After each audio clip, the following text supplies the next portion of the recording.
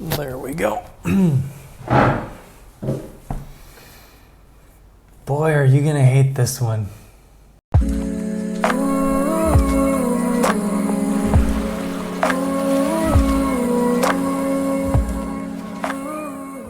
Hey, welcome back to my channel. I kind of don't want to do the next review. Today's reviews are linked to Disney Plus, and I'm going to start with a movie that was released on Disney Plus, but after that I'm going to be reviewing a show, a little show, quite unknown, not many people have heard about it.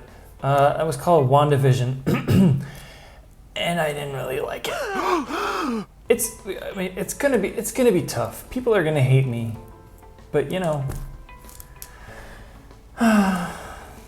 But first off, I want to talk about Raya and the Last Dragon.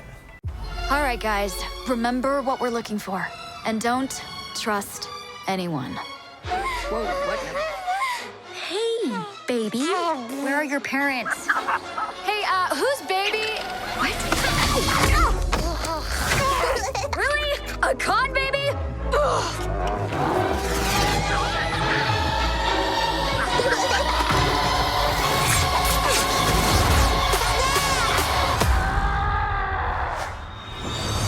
Impressive. We could use someone like you.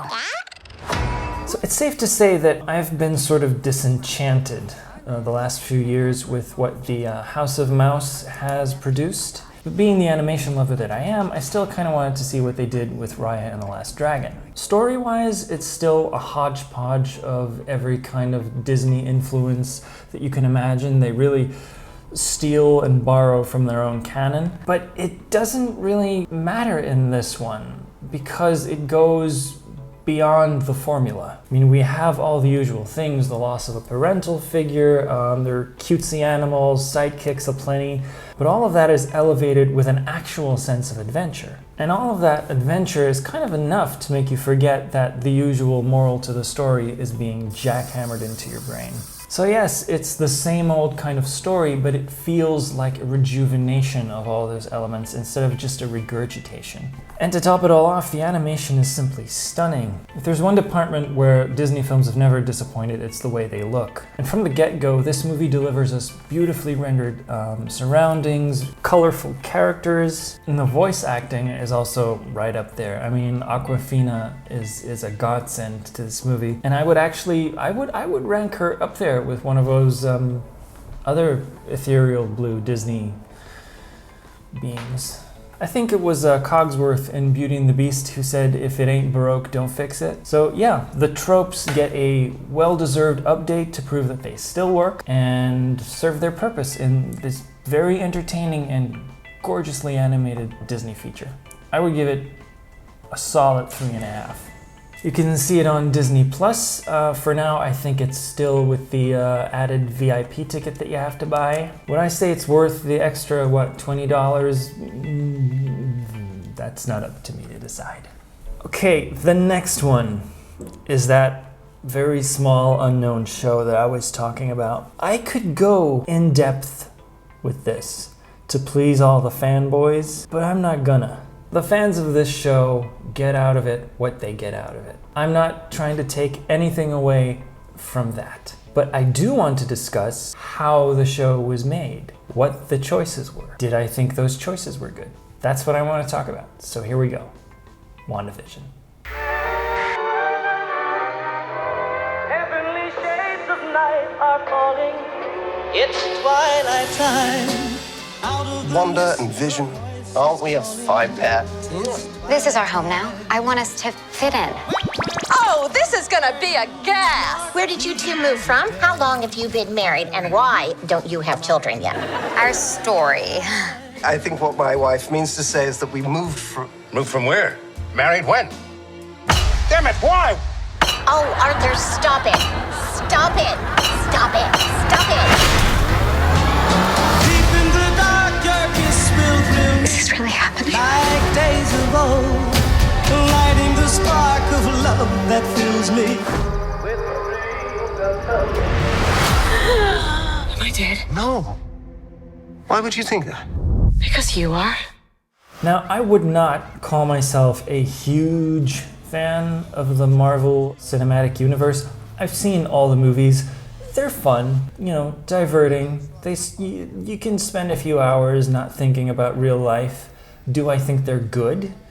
No, not really. They're entertaining, they're fun, but that's where it stops for me. There's no investment from my end. And that usually has to do with the fact that there's no real danger level. I mean, these characters, they're superheroes, I know, but there's never any kind of real menace. Cities are leveled in pretty much every movie, or entire planets crumble. I mean, you know what I mean? So it never really gets to me. Now, it doesn't have to get to me. I know that it's pure entertainment and it's supposed to be light, but I have to have some kind of sense that there is a danger there, or these kind of movies simply don't work for me. That's just to show my appreciation for these things. I can appreciate them for what they are, but that does not mean that I have to think those movies are any kind of good. But when WandaVision was first announced, the marketing campaign kicked in, and it was actually kind of intriguing. It was all mysterious enough to make me want to watch it. And when I did,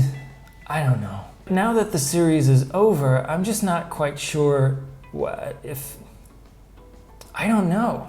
My main issue with WandaVision is its format. Like I said, I don't want to take away from what the fans get from the narrative, or how it sets up future movies, or whatever's narratively coming next after this. I'm not talking about that. I'm not that invested. I'm not that well versed in the comic book universe, so I don't know. But for me, what didn't work for this kind of story was the format, because it annoyed me to no end before it started to interest me. There are 9 episodes to this show, and each episode is actually extremely short. Near the end, they become progressively longer in running time, but still not extremely long. And I think that's what kind of bugged me in the beginning. I mean, if you count everything together, you've got about 15 minutes of credits, and then very little story or setup. In the first few episodes, they play with the sitcom element through different eras, which I thought was a very interesting creative choice, but it served no purpose. I mean, later on in the show, it is kind of explained where that element comes from, but does it serve a purpose in the storytelling?